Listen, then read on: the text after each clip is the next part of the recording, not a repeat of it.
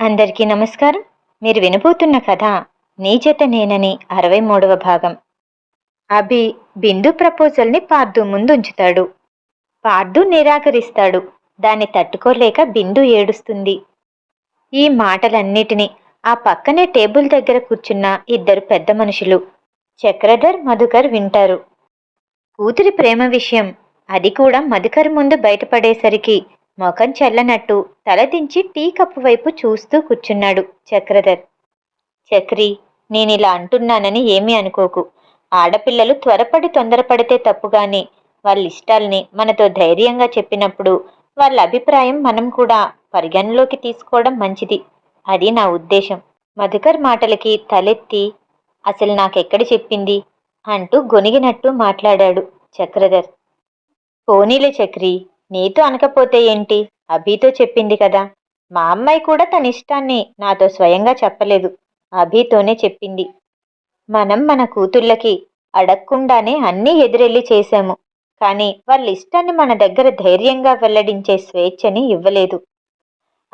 నీ కోడలి గురించి తెలిసినప్పుడు ఆ అబ్బాయి గురించి కూడా నేను విన్నాను చక్రి. అభి బిందు నిర్ణయాన్ని సమర్థించాడని కాదు గాని, కులం ఆస్తి పక్కన పెడితే అతనికి ఏం తక్కువ చెప్పు, ఆలోచించొకసారి అంటూ మధుకర్ తనకి వీలైనంతగా నచ్చచెప్పాడు. అయితే నాకో చిన్న ఇబ్బంది. ఈ నోటితో అతన్ని చాలాసార్లు దుర్భాషలాడాను. అలాంటిది ఇప్పుడు ఏ ముఖం పెట్టుకుని అడగను? ఒకవేళ అడిగినా ఒప్పుకుంటాడా అన్నాడు చక్రధర్. ఆ మాటకి మధుకర్ నవ్వేస్తూ, ఆ అబ్బాయి విషయంలో ఫైనల్ డెసిషన్ నీ కోడల్దే. అందుకే నీ కోడలతో అతనికి చెప్పించు, సరిపోతుంది. ఆ మాటకి చక్రి ముఖంలో నవ్వొచ్చి చేరింది. సరే, పద వెళ్దాం. ఆ అల్లుడిని అడగడానికి ముఖం చెల్లదు, రేపు కాళ్ళు కడిగి కన్యాదానం చేయడానికి చెల్లుతుందా అని చురక వేశాడు మధుకర్. అన్నీ నీకు చెప్తే ఇలాగేనా మధుకర్ నన్ను ఏడిపించేది అంటూ నవ్వేశాడు చక్రధర్. ఏమైనా చక్రి, నువ్విన్నాళ్లకు అభి తండ్రిలా ప్రవర్తిస్తున్నావు. చాలా మారిపోయావు. సంతోషం అంటూ ఇద్దరూ కదిలారు. బిందుకి ఎదురుపడలేక డ్యూటీ ఉందని అక్కడి నుండి నిష్క్రమించాడు పార్దు. మధుకర్ వాళ్ళు వెళ్ళిపోగానే బయట పనుందని కూతుర్ని తనతో తీసుకుని బయలుదేరాడు చక్రధర్. పెద్దవాళ్ళిద్దరికీ తోడుగా ఇంటికొచ్చిన భీముడు హాల్లో రాఘవయ్య గారితో కూర్చొని మాట్లాడుతూ ఉన్నాడు. వీళ్ళకి భోజన ఏర్పాట్లలో నిమగ్నమయ్యారు జానకమ్మ. చక్రధర్ అక్కడికి తీసుకురావడం బిందు ఆశ్చర్యపోయింది. నాన్న, మీరు ఇక్కడికి అంటూ అయోమయంగా అడిగింది. తాతయ్య నానమ్మ ఇక నుండి మన ఇంట్లో ఉంటారు. వెళ్ళి అందరి బట్టలు సర్దు అని సమాధానమిచ్చి కూతురితో కలిసి ఇంట్లో కడుగు పెట్టాడు. అమ్మా, చిన్నీకి బట్టలు సర్దమని చెప్పాను, మన ఇంటికి వెళ్దామా అడిగాడు చక్రధర్. ఆ మాటకి జానకమ్మ భర్త వైపు చూసింది. సరే అన్నట్టు తల ఊపాడు రాఘవయ్య.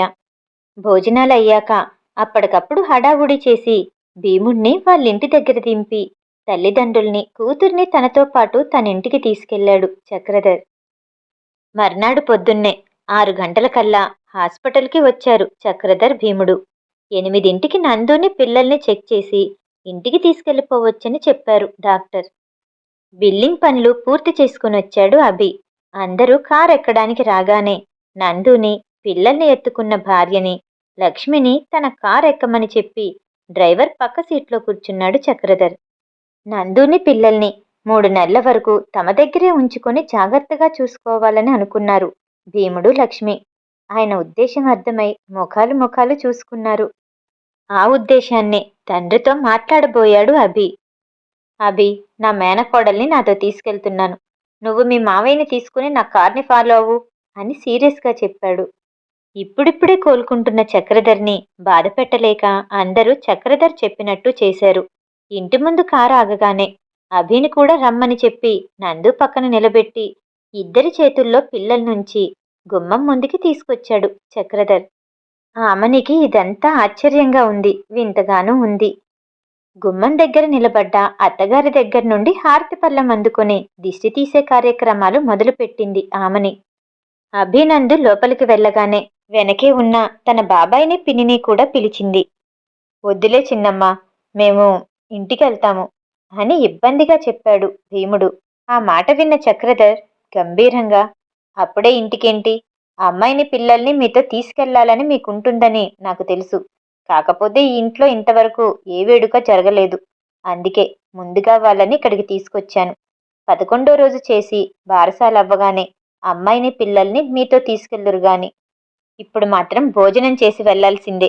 లోపలికి రండి అని పిలిచాడు. సరే అన్నట్టు సంతోషంగా తలూపి లోపలికి అడుగుపెట్టారు లక్ష్మీ భీముడు. తండ్రిలో వచ్చిన మార్పుని చూసి అభి బిందు చాలా సంతోషించారు. ఈ ఇంటికి వచ్చాక తమ్ముడు తన్ని చూడ్డానికి వచ్చినా సరే బిందుని కనీసం పలకరించకపోవడం చూసి చిన్నగా అనుమానం మొదలైంది నందులో. బారసాల చేసే ముందు రోజు ఉదయం పూట అభి ఇంట్లో లేని సమయంలో ఆమన్ని తీసుకుని చక్రధర్ గదికి వెళ్ళింది. ఏమ్మా నందు, గుమ్మం దగ్గర నిలబడిపోయావు? ఏమైనా కావాలా? అడిగాడు చక్రధర్. నందు కాస్త ధైర్యాన్ని తెచ్చుకొని, మామయ్య, అత్తమ్మ చిన్నప్పటి నుండి మా తమ్ముడు నా కోసం చాలా చేశాడు.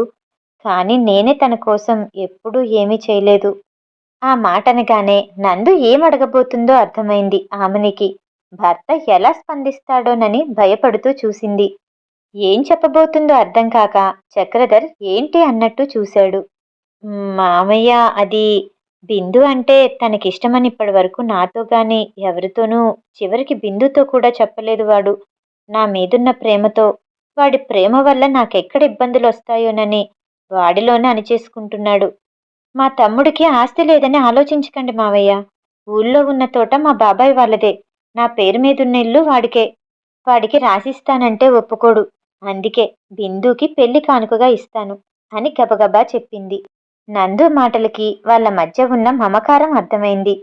ఈ మాట మీ తమ్ముణ్ణి, పిన్నిని, బాబాయిని అడిగావా అంటూ సీరియస్గా అడిగాడు. ఇంకా లేదు మావయ్య, మీ ఉద్దేశం తెలుసుకొని అడుగుదామని అంటూ ఆగింది. చక్రధర్ ఉద్దేశం ఏంటో అర్థం చేసుకోకుండా, మా తమ్ముడని కాదు గాని పార్దు చాలా మంచివాడు మావయ్య. ఏ చెడు అలవాట్లు లేవు. వాడి నిబద్ధతకి ఉద్యోగంలో కూడా త్వరగా ఉన్నత స్థాయికి చేరుకుంటాడు. ఒక్కసారి ఆలోచించండి మావయ్య అని మళ్ళీ అభ్యర్థనగా అడిగింది నందు. భర్త మాట విని ఆశ్చర్యంతో నిలబడ్డ ఆమెని నందు మాటలు విని మాట్లాడుతున్న ఆమెని పట్టుకొని, నందు, మీ మావయ్య తనకిష్టమని చెప్తున్నారు. వాళ్ళకిష్టమో లేదో కనుక్కోమంటున్నారు అని ఆనందంగా చెప్పింది. నిజమా అంటూ ఆనందంగా చక్రధర్ వైపు చూసింది. అవునన్నట్టు తలూపాడు. అభికి, బిందుకి ఈ విషయం చెప్పాలన్నట్టు ఉత్సాహంగా బయటికి వెళ్ళబోయింది నందు. నందు, ముందు వాళ్ళ అభిప్రాయం తెలుసుకున్నాక ఇంట్లో అందరికీ చెప్దాం అంటూ ఆమె ఉబలాటం మీద నీళ్లు చల్లాడు చక్రి. భర్త ఇంత తేలిగ్గా ఒప్పుకుంటాడని ఊహించలేదు ఆమెని. ఆయన వైపు ఆనందంగా చూసి గదిలో నుండి బయటికి వెళ్ళబోయింది. వెళ్తున్న ఆవిడ్ని చేయి పట్టుకుని ఆపాడు. దగ్గరికి తీసుకున్నాడు. ఆమెని, నీతో ఇంటికొచ్చాక ఏకాంతంగా నిమిషం కూడా గడపడం కుదరట్లేదు. ఎంత నానమ్మవైతే మాత్రం పిల్లలే ముఖ్యమా నీకు? వాళ్ళ తాతనైన నన్ను అస్సలు పట్టించుకోవడం లేదు అంటూ సరదాగా మాట్లాడాడు. దానికి ఎంతో ఆశ్చర్యపోయింది ఆమెని. ఆ ఆశ్చర్యానికి బదులుగా ఆమెని, నువ్వంటే నాకెప్పుడూ ఇష్టమే, కానీ నా అహంకారం అడ్డొచ్చింది. నీ మీదున్న ప్రేమను కూడా బయట పెట్టలేనంత అహంకారం. అది ఇప్పుడు లేదు. నన్ను క్షమిస్తావు కదూ అంటూ బాధగా అడిగాడు చక్రధర్. ఈ మాటలన్నిటికీ ఆమెని ఆశ్చర్యంలో నుండి తేరుకోలేకపోతుంది. క్షమిస్తావు కదూ అనే మాట వినపడగానే వెంటనే చక్రధర్ నోరు నొక్కేసింది. స్కై కలర్ కాటన్ చీరలో ఉన్న ఆవిడ్ని ఆపాదమస్తకం చూసి సరైన నిద్ర లేక అలసిపోయినట్టున్న ముఖాన్ని చేతుల్లోకి తీసుకుని, నేను తాతయ్యనయ్యాను కదా, కంటికి మొన్నటి వరకు శుక్లాలుండి వాళ్ళ నానమ్మ అందం తెలియలేదులే. ఈ మధ్యనే ఆపరేషన్ జరిగింది. ఇప్పుడు వాళ్ళ నానమ్మ తెగ నచ్చుతుంది అంటూ ప్రేమగా తన నుదుటి మీద ముద్దు పెట్టుకున్నాడు. ఆ ప్రేమపూర్వక స్పర్శకి ఆగలేక ఆయన్ని హత్తుకొని ఏడ్చేసింది ఆమెని. నందు బారసాల అయిపోయిన తర్వాత లక్ష్మీ భీముడితో కలిసి వెళ్ళడానికని బట్టలు సర్దుకుంటూ ఉంటుంది. ఇంతలో అభి వచ్చి, నందు, బెంగగా ఉంది.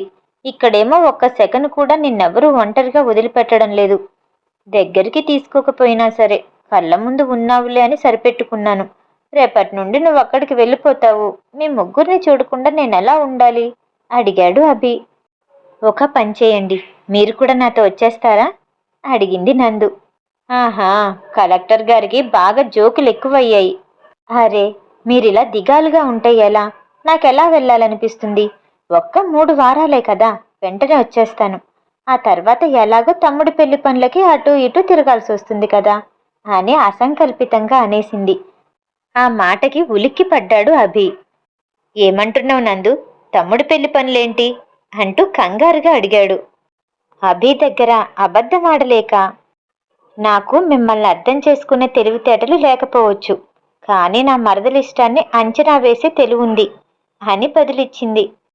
ఆ మాటతో అభిముఖంలో నవ్వు వచ్చి చేరింది. ఇందాకే మావయ్యని అడిగానని ఆ విషయం గురించి చెప్పింది. పార్దు వాళ్ళింటికి వెళ్ళిన 2వ రోజు పార్దు డ్యూటీకి వెళ్ళగానే తన పిన్నిని బాబాయిని తీసుకొచ్చి కుర్చీలో కూర్చోపెట్టి, పిన్ని, బాబాయ్, పార్దుకి మంచి సంబంధం వచ్చింది. ఆ అమ్మాయి నాకు అన్ని విధాలా నచ్చింది అంటూ చెప్పింది. అవునా చిన్నమ్మ, నీకు నచ్చితే మాకు వాడికి నచ్చుతుంది అంటూ ఇద్దరూ జంటగా బదులిచ్చారు. ఆ, నాకు నచ్చితే మీకు నచ్చినట్టేనా అని మళ్ళీ అడిగింది. చిన్నమ్మ, నీకు అమ్మాయి నచ్చితే ఇంకో మాట లేనే లేదు, అంతే అని గట్టిగా చెప్పారిద్దరూ. అయితే బాబాయ్, అది ఎవరో కాదు, మన చిన్నీనే అంటూ చెప్పింది. భీముడు వెంటనే నెమ్మదిగా నందు చేతుల్లో నుండి చేతిని వెనక్కి తీసుకున్నాడు. చిన్నమ్మ, పిల్లలు లేస్తారేమో, గదిలోకెళ్ళు అని అక్కడి నుండి కదలబోయారు లక్ష్మీ, భీముడు. అదేంటి బాబాయ్, నాకు నచ్చితే చాలన్నారు అంటూ చిరుకోపం చూపించింది. మేము మీ దగ్గర పనిచేసే వాళ్ళమమ్మా, మీ కిందనే ఉండాలి. అవకాశం ఇచ్చారు కదా అని మా స్థితి మర్చిపోయి ప్రవర్తించకూడదు. ఇంత పెద్ద చదువులు చదువుకున్నా నీకు ఆ మాట మేం చెప్పక్కర్లేదు. ఇంకోసారి ఇటువంటి ఆలోచన చేయమాకు చెప్పాడు భీముడు. అంటే బాబాయ్, అంటే నేను మీ కూతుర్ని కాదు, అంతేగా? సరే, అభిని సాయంత్రమే రమ్మని చెప్తాను, నేను వెళ్ళిపోతాను అంటూ బాధపడుతూ ఏడ్చింది. అలా అంటే ఎలా చిన్నమ్మా? మనం అనుకున్నా సరే మీ మావయ్య గారు ఒప్పుకోవద్దు. ఆయన నిన్నిక్కడికి పంపడమే మాకెక్కువ. అలాంటిది ఇలాంటి ఆలోచన మాకుందని తెలిస్తే నిన్నీ గుమ్మం తొక్కనిస్తారా? వద్దమ్మా, ఇలాంటి ఆలోచన మనకొద్దు అంటూ వివరించాడు భీముడు. అలా కాదు బాబాయ్, మామయ్య మిమ్మల్ని అడగమన్నారు, ఆయనకి ఏ అభ్యంతరం లేదని చెప్పారు అంటూ సంతోషంగా చెప్పింది నందు. ఆ మాట నిజమేనా అన్నట్టు ముఖాముఖాలు చూసుకున్నారు భార్యాభర్తలిద్దరూను. రాత్రి 11 గంటలు దాటుతుండగా ఇంటికొచ్చాడు పార్దు. పార్దు భోజనం చేసి తన గదిలో టేబుల్ దగ్గర కూర్చొని తీక్షణంగా ఫైల్ని స్టడీ చేస్తున్నాడు. అప్పుడే నందు గదిలోకెళ్ళింది. అక్క, రా అక్క, ఇంకా పడుకోలేదా అంటూ పలకరించాడు. నీతో కొంచెం మాట్లాడాలి పార్దు, పిల్లల దగ్గర పిన్ని నుంచొచ్చాను చెప్పింది నందు. పార్దు, నువ్వు నిజం చెప్పాలి. ఆ, నీకు బిందు అంటే ఇష్టమే కదూ? ఇప్పుడు నా కోసం కేవలం అత్తింట్లో మాట పడకూడదని, నేను నా కుటుంబంతో కలిసి సంతోషంగా ఉండాలని నీ ప్రేమని నీలోనే దాచేసుకుంటున్నావు కదూ అంటూ అడిగింది నందు. అక్క, ఏం మాట్లాడుతున్నావు? ప్రేమేంటి? అలాంటిదేమీ లేదు అంటూ తడబడుతూ చెప్తున్న పార్దు మాటల్ని గ్రహించింది నందు. అతని కుడి చేతిని తన తల మీద పెట్టుకొని, అయితే నా మీద ప్రమాణం చేసి చెప్పు, చిన్ని అంటే నీకిష్టం లేదని చెప్పు అంటూ ఆవేశంగా అడిగింది నందు. అభి అడిగినప్పుడు తొనక్కుండా సమాధానాలు చెప్పగలిగిన పార్దు అక్క మీద ప్రమాణం చేసి అబద్ధం చెప్పలేకపోయాడు. వెంటనే చేయి వెనక్కి తీసుకున్నాడు. నందుని ముఖాముఖి చూడలేక వెనక్కి తిరిగి నిలబడ్డాడు. పార్దు భుజం మీద చేయేసి చెప్పు అంటూ తన వైపుకి తిప్పింది. ఎర్రబడిన పార్దు కళ్ళు అతని మనసులోని ప్రేమని, ఆవేదన్ని తేటతెల్లం చేశాయి. తమ్ముడికి తన మీదున్న పిచ్చి ప్రేమకి కళ్ళు చెమ్మగిల్లాయి. ఒక్క నిమిషం ఆగి కళ్ళు తుడుచుకొని, సరే పార్దు, అర్థమైంది. నా కోసం నీ మనసులో ఉన్న ప్రేమని నువ్వెలానూ బయటపెట్టవు. అలాగని నా తమ్ముణ్ణి నేను ఒంటరిగా వదిలేయలేను కదా. నీకోసం ఒక సంబంధం వచ్చింది పార్దు. పిన్నికి బాబాయికి నచ్చింది. నాకు కూడా ఆ అమ్మాయి వాళ్ళ కుటుంబం బాగా నచ్చాయి. నీ మనసులో ఉన్న ప్రేమని నువ్వు బయటికి చెప్తే నీకు నచ్చినట్టు చేద్దామని అనుకున్నాను. నువ్వెలాగూ ఏమీ చెప్పటం లేదు కదా. అందుకే ఆ సంబంధం వాళ్ళకి మనం చూపులకు వస్తున్నామని నేను చెప్పేశాను. ఎల్లుండి మంచి రోజు, సాయంత్రం 4 ఇంట్లో ఉండు. అని సీరియస్గా చెప్పి వెళ్ళిపోయింది. ఆ మాటలకి షాక్లో ఉండిపోయాడు పార్థు. నందు వెనుతిరిగేసరికి అప్పుడు గాని స్పృహలోకి రాలేదు. అక్క, చూపులేంటి? అలాంటివేమీ వద్దు, నాకసలు పెళ్లి చేసుకునే ఉద్దేశమే లేదు అని గబగబా చెప్పాడు. నందు ఏమీ మాట్లాడకుండా పిల్లల దగ్గరికి వెళ్ళిపోయింది. నందు వెనకాలే వెళ్ళాడు పార్థు. మళ్ళీ చెప్పాడు, పార్థు, నీకు నీలం రంగు బాగుంటుంది. రేపింటికొచ్చేటప్పుడు షాప్కెళ్ళి ఆ కలర్ షర్ట్ తీసుకో. అలాగే నీతో పాటు నీ మేనకోడలికి మేనల్లుడికి కూడా అదే రంగు బట్టలు తీసుకునిరా. నా తమ్ముడు నా మాటని కాదనడు, ఆ విషయం నాకు తెలుసు అంటూ ముందరి కాళ్ళకి బంధం వేసింది. పార్థు ఏమీ మాట్లాడలేక వెనక్కి తిరిగి వెళ్ళిపోయాడు. ఇదంతా విన్న లక్ష్మి అసలు విషయం పార్థుకి ఎందుకు చెప్పలేదు అన్నట్టు అడిగింది. అలా ఏం లేదు పిన్ని, కాసేపు వాడిని ఏడిపిద్దామని. వాడి మనసులో మాట ఇప్పటికైనా చెప్తాడో లేదో అని అడిగాను. ఎల్లుండి మనం అక్కడికి వెళ్ళే వరకు వాడికి ఏమీ చెప్పొద్దు. పిన్ని, ఈ విషయం తాతయ్యతో మాట్లాడారంట. అనుకున్నాక ఆలస్యం చేయడం ఎందుకు? ఎల్లుండి మంచి ముహూర్తం ఉందని ఇంటి దగ్గర తాంబూలాలు మార్చుకొని పెళ్లి తారీఖు చూపించుకోమని చెప్పారట తాతయ్య. మీతో ఆ విషయం మాట్లాడడానికి రేపు మామయ్య, అత్తయ్య ఆయన ఇక్కడికొస్తారంట అంటూ విషయం చెప్పింది నందు. ఆ మాట వినగానే, ఏంటి, మొదటిసారి మన ఇంటికి మీ మామయ్య గారు వస్తున్నారా? గారికి పప్పు పోస్తాను, నంజుకోటానికి నాటుకోడి పులుసు చేస్తాను. మరి మరి స్వీట్ ఏం చేయమంటావు? చెప్పు చిన్నమ్మ, అలా చూస్తావేంటి అంటూ కంగారు పడిపోతూ అడిగింది. పిన్ని, ఇక్కడ కూర్చో. నువ్వు అలాంటివేమీ పెట్టుకోకు. బయట నుండి ఆర్డర్ ఇచ్చేద్దాము. నా కోసం చాలా శ్రమ పడుతున్నావు. ఇప్పుడు వాళ్ళ కోసం ప్రత్యేకంగా ఏమీ చెయ్యక్కర్లేదు పిన్ని. నేను కావలసినవన్నీ పెట్టేస్తాను, సరేనా అంటూ చెప్పి పంపించింది. రెండో రోజు పార్థు ఆఫీస్కి వెళ్ళిన అరగంటకి ఇంట్లో అడుగు పెట్టాడు అభి వాళ్ళమ్మా నాన్నతో కలిసి. కూతురు కోసం తగ్గినా సరే వాళ్ళ దగ్గర విషయం ఎలా ప్రస్తావించాలో తెలియక మొహమాటంగా కూర్చున్నాడు చక్రధర్. బాబుగారు అంటూ ఎదురెదురు మర్యాదలు చేయసాగారు భీముడు, లక్ష్మి. అసలు విషయం మొదలుపెట్టని వాళ్ళని చూసి ఏమి చెయ్యాలన్నట్టు అభి వంక చూసింది నందు. తను చూసుకుంటానన్నట్టు కళ్ళర్పి, మామయ్య ఇలా రెండొకసారి అంటూ భీముణ్ణి చొరవగా చెయ్యి పట్టుకుని తీసుకొచ్చి కూర్చోపెట్టాడు. పక్కనే అత్తమ్మ అంటూ లక్ష్మిని కూర్చోపెట్టాడు. వాళ్ళ పక్కకొచ్చి కూర్చుంది నందు. చేతి వేళ్ళు ఆడిస్తూ కూర్చున్న తండ్రిని చూసి, నాన్న మాట్లాడండి అని చెప్పాడు. ఆ మాటకి ముఖం మీద నవ్వు తెచ్చుకొని భీముడి వైపు చూసి, ఆ నందు మీకు చెప్పింది కదా, ఇప్పుడంటే తను కూడా సెలవులో ఉంది. మళ్ళీ జాబ్కి వెళ్ళాక సెలవులంటే ఇబ్బంది కదా, అందుకే దగ్గరలో ముహూర్తాలు పెట్టుకుంటే బాగుంటుందని. హా, అలాగే బాబుగారు, అలాగే, మీరెలా అంటే అలాగే అని వినయంగా సమాధానమిచ్చాడు భీముడు. మావయ్య, పిల్లనివ్వడానికి వచ్చిన వియ్యంకుడితో ఇలాగేనా మాట్లాడేది అంటూ సీరియస్గా అన్నాడు అభి. అదేంటి బాబు అంటూ నసిగాడు భీముడు. మీ అమ్మాయిని మా ఇంటికి పంపారు, మా అమ్మాయిని మీ ఇంటికి తీసుకెళ్తున్నారు. ఇంకా మీకు ఈ మొహమాటం ఏంటి? నాన్నని బావగారనండి అంటూ చొరవగా చెప్పాడు అభి. అభి మాటలకి ఏం చెప్పాలో తెలియక చక్రధర్ ఏమంటాడో అర్థం కాక అటువైపే చూశాడు భీముడు. మా వాడు కరెక్ట్గానే చెప్పాడు బావగారు అని కష్టపడి పలికి ఎంగేజ్మెంట్ గురించి మాట్లాడాడు చక్రధర్. మధ్యాహ్నం 3:30కి ఇంటికొచ్చిన కొడుకును చూసి, కొంచెం ముందుగా రావచ్చుగా పార్దు, వెళ్ళి త్వరగా రెడీ అయ్యరా అని కంగారు పెట్టింది లక్ష్మి ఒడిలో ఉన్న పాపని సర్దుకుంటూ. పట్టుపంచె వేసుకున్న తండ్రిని చూసి, వెంకటగిరి పట్టు చీర కట్టుకున్న తల్లిని చూసి, అమ్మా, మనం వెళ్ళేది ఊరికే చూసి రావడానికి, దానికి ఇంతలా రెడీ అవ్వక్కర్లేదు అంటూ గదిలోకి వెళ్ళబోతుండగా ఎదురుగా వచ్చింది నందు. నందు కట్టుకున్న పట్టుచీరని చూసి, అక్క, ఇంతలా రెడీ అయ్యారేంటి? మనం వెళ్ళేది పెళ్లి చూపులకే కదా అంటూ అడిగాడు. నా తమ్ముడి పెళ్లి చూపులకి బాగా కనపడాలని పద్దు, వెళ్ళు నువ్వు త్వరగా రెడీ అయ్యిరా అంటూ పంపించింది నందు. ఆ అమ్మాయికి ఏదో ఒకటి చెప్పి ఈ చూపుల కార్యక్రమాన్ని చూపులతోనే ఆపించేయాలి మనసులోనే ఆలోచించుకుంటూ కూర్చున్నాడు పార్థు. డ్రైవర్ అభి వాళ్ళింటి ముందు కారు ఆపగానే, రండి మామయ్య అంటూ ఎదురొచ్చాడు అభి. నీటుగా రెడీ అయి ఉన్నాడు అభి.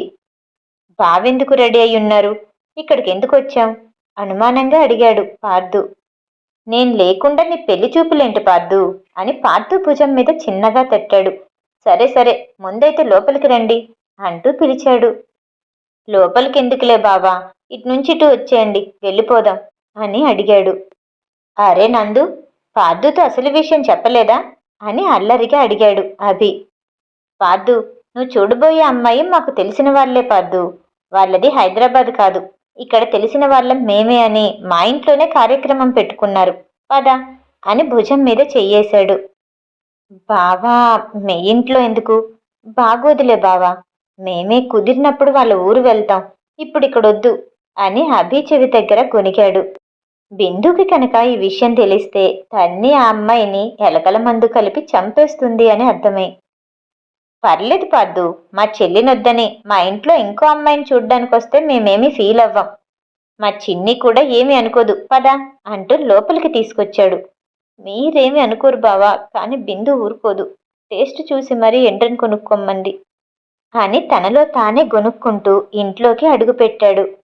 అక్కడున్న అందరూ పట్టుబట్టలు కట్టుకొని ఉండటం చూసి వీళ్ళందరూ ఎందుకిలా తయారయ్యారో అర్థం కాక తాతగారి పక్కన సోఫాలో కూర్చున్నాడు పార్దు.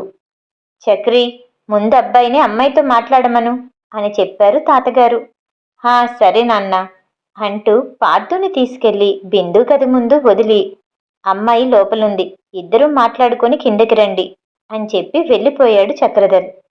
బిందు ఇంట్లోనే ఉందని, తను వేరే అమ్మాయిని చూడటానికి వాళ్ళింటికే వచ్చాడని ఊహలో ఉన్న పార్దు కళ్ళ ముందు జరుగుతున్న దాన్ని గ్రహించకుండా బిందు చూస్తే ఏం గొడవ చేస్తుందోనని లోలోన భయపడిపోయాడు. చక్రి మర్యాదలకి ఆశ్చర్యపోయాడు. గదిలోకి అడుగుపెట్టాడు. అక్కడ అమ్మాయి పట్టుచీర కట్టుకుని వెనక్కి తిరుగుంది. వెళ్ళిన వెంటనే, చూడండి, మీరెవరో నాకు తెలీదు, ఇలా వస్తున్నామని మా అక్క మొన్న చెప్తేనే నాకు తెలిసింది. ముందే తెలుసుంటే ఇంతవరకు రానిచ్చేవాడిని కాదు. మీకు కలిగిన అసౌకర్యానికి క్షమించండి.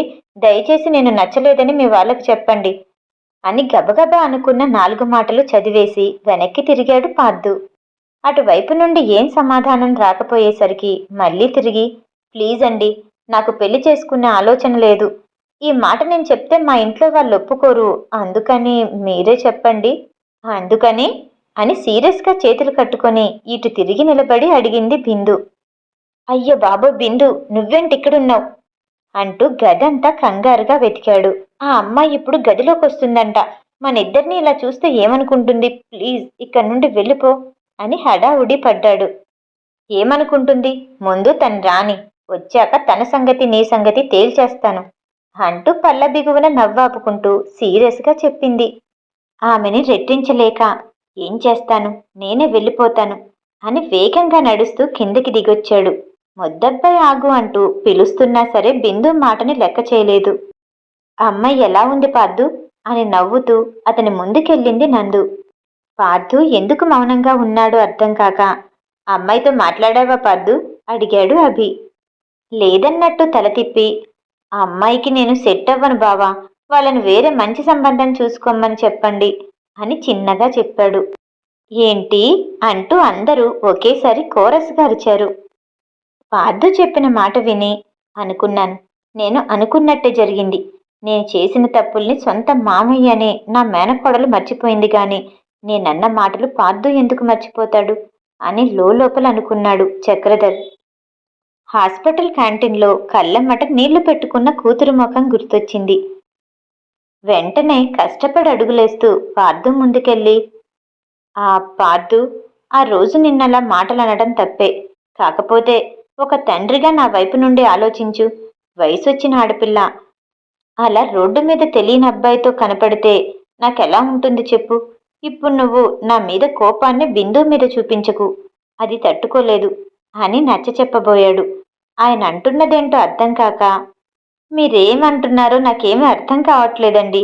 నాకు మీ మీద ఎటువంటి కోపం లేదు, అలాంటిది ఆ కోపాన్ని బిందు మీద ఎందుకు చూపిస్తాను అని అయోమయంగా అడిగాడు పార్దు. ఆ సమయంలో ఈ మాటలు ఎందుకు అడుగుతున్నారో అర్థం కాక. ఆ కోపం లేదన్నప్పుడు మా బిందుని పెళ్లి చేసుకోమని మేము అడుగుతుంటే ఎందుకు వద్దంటున్నావు అని బింకంగా అడిగాడు చక్రధర్. ఆ మాట వినగానే పార్దు ఒక్కసారిగా ఉలిక్కి పడ్డాడు. నిజమా అన్నట్టు నందు వైపు అభి వైపు చూశాడు. ఇంత రియాక్షన్ ఇస్తున్నాడేంటని ఇద్దరు ముఖముఖాలు చూసుకొని అవునన్నట్టు తలూపారు నందు అభి. బిందువునే పెళ్లి కూతురా అని లోలోననుకుంటూ మొహం 1000 వాల్టుల బల్బులా వెలిగిపోతుండేసరికి వచ్చిన దగ్గర నుండి జరిగిన సన్నివేశాలు మైండ్లో రివైండ్ చేసుకున్నాడు. ఏరా, బావగారు అడుగుతుంటే సమాధానం చెప్పవే అంటూ అడిగాడు భీముడు. ఈలోపు బిందువు వచ్చి, మామయ్య, మీరెవ్వరూ తన్ని ఇబ్బంది పెట్టకండి అని సీరియస్గా చెప్పింది. టెన్షన్గా తన్నే చూస్తున్న చక్రధర్ వైపు చూసి బిందు కుడి చేతిని పట్టుకొని, మామయ్య, మీ అమ్మాయిని చేసుకోవడం నాకు ఇష్టమే చెప్పాడు పార్దు చిన్నగా నవ్వుతూ. నేనంటే ఇష్టమని ఒక్కసారి కూడా నాకు చెప్పలేదు. ఇప్పుడు చేసుకోవడం ఇష్టమే అని అందరి ముందు ఎలా చెప్తున్నాడో చూడు అని లోలోన తిట్టుకుంది బిందు. పార్దు అన్న మాటతో చక్రితో పాటు అందరి ముఖాల్లో నవ్వులు విరిశాయి. వాళ్ళిద్దరూ ఉంగరాలు మార్చుకోగానే పెద్దవాళ్ళు తాంబూలాలు మార్చుకొని నెల రోజుల్లో పెళ్లి ముహూర్తం ఖాయం చేసుకున్నారు. ఆ రోజు నుండి పార్దుని కలిసిన ప్రతిసారి అందరి ముందు నవ్వుతూ పార్దు దగ్గర కోపం చూపిస్తూ తన నోటి దురద తీర్చుకోసాగింది బిందు. అలా పెళ్లి సమయం రానే వచ్చింది. పెళ్లిలో జరిగే ప్రతి తంతులోనూ అందరి ముందు సిగ్గు నటిస్తూ ఫోటోలకి నవ్వుతూ ఫోజులిస్తూ పార్దుని మటుకు మాటలతో సతాయిస్తూ చూపులతో గుచ్చేస్తూ విసిగించేసింది బిందు. బిందు వాగుడు గురించి తెలిసిన పార్దు తన వల్లే ఆమె ఇన్ని రోజులు బాధపడిందని, ఆ బాధని మాటలతో చేతలతో తీర్చుకుంటుందని సర్దుకున్నాడు. ఆమె అల్లరి ఓపికగా భరించాడు. అన్ని కార్యక్రమాలు పద్ధతిగా పూర్తి చేసి బిందు చేతికి పాల గ్లాస్ ఇచ్చి ఆమెని గదిలోకి పంపారు ఆమెని నందు. గది వరకు సిగ్గులు ఒలకబోస్తూ వచ్చిన బిందు గదిలోకి రాగానే మంచం మీద కూర్చొని ఫోన్ చూసుకుంటున్న పార్దుని చూసి పాల గ్లాస్ టేబుల్ మీద శబ్దం చేస్తూ పెట్టింది. చేతులు కట్టుకుని సీరియస్గా పార్దు వైపు చూసింది. పార్దులో ఎటువంటి చలనం లేదు. అతని చేతిలో నుండి ఫోన్ తీసుకుంది. బిందు, ఫోన్ ఇలా ఇవ్వు అని చేయి చాపాడు. ముద్దబ్బాయి అంటూ గొనిగింది. ఆ గొనుకుడు వినపడి కూడా చిన్నగా నవ్వుకొని, లైట్ ఆర్పే బిందు, లైట్ ఉంటే నాకు నిద్ర పట్టదు అని చెప్పి మంచం మీద వాలాడు. ఏయ్ పార్దు, ఇది నా గది, నా మంచం, ముందు నువ్వులే అని సీరియస్గా చెప్పింది. చిన్ని కోపానికి నవ్వుకుంటూ అటూ ఇటూ చూసి ఏమీ కనపడక మంచం మీదున్న కప్పుకున్న దుప్పటి తీసి నేల మీద పరవబోయాడు. ఏయ్ ఆగు, ఏం చేస్తున్నావు? ముద్దబ్బాయి, ఎవరైనా చూస్తే ఏమనుకుంటారు? మా నాన్నకి ఇంటల్లుడిని ఎలా చూసుకోవాలో తెలియదనుకుంటారు కదా అని మూతి తిప్పుతూ జవాబిచ్చింది. అవునా అని నవ్వుకుంటూ, రాత్రంతా కూర్చునుండాలంటే కష్టం కదా బిందు, అసలుకే 2 రోజుల నుండి సరిగ్గా నిద్రలేదు అని చేతులెత్తి ఒళ్ళు విరుచుకుంటూ చెప్పాడు. చేతులెత్తిన పార్దుని చూసి సిగ్గుగా తలదించింది. కూర్చునుండాలని ఎవరు చెప్పారు అని చిన్నగా గొనిగింది. ఏమందో వినపడి కూడా వినపడినట్టు నటిస్తూ ఏంటి అన్నట్టు రెట్టించాడు. ముద్దబ్బాయి, ఏమీ తెలీదు. ఒక అమ్మాయి నిన్ను ప్రేమిస్తున్నానని వెంటపడుతుంటే అర్థం కాదు, పెళ్ళయ్యాక భార్యతో ఎలా ఉండాలో తెలీదు అంటూ సాధింపులు మొదలుపెట్టింది. బిందు మాటలకి నవ్వుతూ, పోనీ నీకు తెలుసా అని చిన్నగా అడిగాడు. ఏంటి అన్నట్టు మాటల ప్రవాహాన్ని ఆపి కళ్ళెత్తి అతని వైపు చూసింది.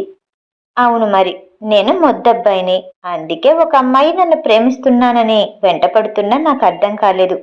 కానీ నువ్వు తెలివైన దానివి కదా, ఒక అబ్బాయి నిన్నే తన మనసులో నిలుపుకొని మౌనంగా ఆరాధిస్తున్నాడని నీకు అర్థం కాలేదా అని అడిగాడు. ఈ మాటని ఎప్పటినుండో వినాలనుకుంటున్న బిందు ఆ మాట వినగానే ఆగలేక పార్దు దగ్గరికెళ్ళి, ఏంటి మళ్ళీ చెప్పు అని ఆనందంగా అడిగింది. దగ్గరకొచ్చిన బిందుని తన కౌగిట్లో బిగించి తన కళ్ళల్లోకి చూస్తూ, నువ్వంటే నాకు ప్రాణం బిందు, అదెప్పుడు నాకు తెలిసిందో తెలుసా?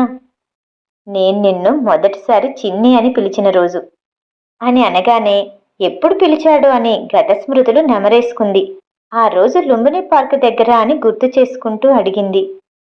అవును, ఆ రోజే. నువ్వంటే నాకు ఇష్టమని నాకు అర్థమైంది. అప్పుడే నీకు చెప్పేద్దామని అనుకున్నాను. మరెందుకు చెప్పలేదు అడిగింది బిందు. ఎందుకు అంటే అక్క కోసం. ఆ రోజు వాళ్ళున్న పరిస్థితి గుర్తొచ్చింది. అప్పటికి మనకి వదిన విషయం పూర్తిగా తెలీదు. అలాంటప్పుడు నీ ప్రేమ విషయం నాకెందుకు చెప్పలేదు అని ఆరా అడిగింది.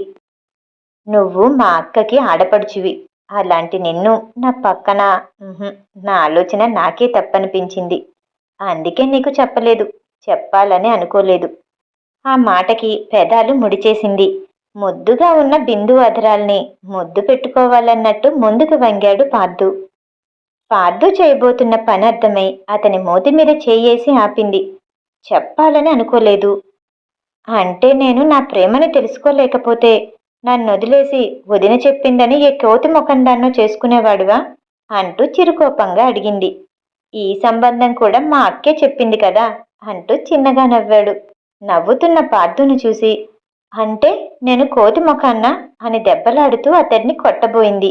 కొట్టబోతున్న బిందు చేతిని పట్టుకొని ఆమెని కదలనివ్వకుండా తన కౌగిట్లో బిగించి కల్మషం లేని ఆమె కళ్ళల్లోకి చూస్తూ చేసుకునేవాడిని కాదు అని చిన్నగా చెప్పాడు. బుద్ధి తప్పని చెప్పిన మనసు మాట వినదుగా బిందు. అందుకే నిన్ను నా మనసులోనే ఆరాధిస్తూ పెళ్లి చేసుకోకుండా ఉండిపోయేవాడిని. అంతేగాని వేరెవ్వరికి నా జీవితంలో చోటిచ్చేవాడిని కాదు బిందు అని స్థిరంగా చెప్పాడు. పార్థుకి నేనంటే అంత ఇష్టమా అని లోలోన సంబరపడిపోతూ అలానే చూస్తూ ఉండిపోయింది బిందు. ముద్దుగా ఉన్న బిందుని చూస్తూ ఉండలేక దగ్గరికి తీసుకొని అదరాల్ని గట్టిగా ముద్దు పెట్టుకున్నాడు. మొదట గింజుకోబోయింది. ఆ తర్వాత అతని ప్రేమకి లొంగిపోయింది. ఆ తర్వాత కొన్ని నిమిషాలకి ఊపిరందక బలవంతంగా దూరం జరిగి గాఢంగా ఊపిరి తీసుకుంటూ అబ్బా ఏంటిది అంటూ బొంగమూతి పెట్టింది. బిందు ముఖాన్ని చేతుల్లోకి తీసుకొని ఆమె నుదుటి మీద కళ్ళ మీద ముద్దులు పెట్టి నీ ముద్దబ్బాయి మొరటబ్బాయి చిన్ని. అతడి పట్టు ఇలాగే ఉంటుంది. పర్లేదా అని చిన్నగా అడిగాడు. పర్లేదు అన్నట్టు సిగ్గుగా తలూపింది బిందు. అలాగైతే లైట్ ఆఫ్ చేయనా అని మంద్రంగా అడిగాడు. అలాగే అన్నట్టు తలాడించింది. వాళ్ళ మామయ్యతో చెప్పినట్టుగానే తన పేరు మీదున్న ఇంటిని చిన్నీకి పెళ్లి కానుకగా ఇచ్చింది నందు. ఆ విషయంలో ఎవరెన్ని చెప్పినా నందు నిర్ణయం మారదని తెలిసి కొత్త కాపురం ఆ ఇంట్లోనే మొదలుపెట్టారు పార్దు బిందు. వాళ్ళ వదినకి మాట రానివ్వకుండా అత్తమామల్ని భర్తని ప్రేమగా చూసుకుంటూ మంచి కోడలనే పేరు సంపాదించింది చిన్ని. ఆఫీస్ వ్యవహారాలు అభిని చూసుకోమని ఎక్కువ సమయం ఇంట్లోనే తల్లిదండ్రులతో మనవడు మనవరాలతో గడపసాగాడు చక్రధర్. పార్దు గైడెన్స్ ఇస్తుండడం వల్ల సిరికి కూడా కానిస్టేబుల్గా పోస్ట్ వచ్చింది. ఈ కుటుంబాన్నంతటినీ చూసి అంజీ ఎంతో సంతోషించింది. మన అని అనుకున్న వాళ్ళ తప్పుల్ని మనం మన్నించగలిగితే, మన వాళ్ళు అని అనుకున్న వాళ్ళ దగ్గర మన తప్పుల్ని ఒప్పుకోగలిగితే మన జీవితం కూడా వీళ్ళ జీవితంలాగే ఆనందంగా సాగిపోతుందేమో. The journey of Nanditha Abhiram IAS ముగింపు పలుకుతున్నాను. నీ జత నేననే కథ సమాప్తం. ఈ కథ రచించిన వారు విజయ నూతక్కి గారు. దీనికి స్వరమిచ్చింది మంజు పద్మిని. మరో 2 రోజుల తర్వాత మరో మంచి కథతో మీ ముందుకొస్తాను. నమస్తే.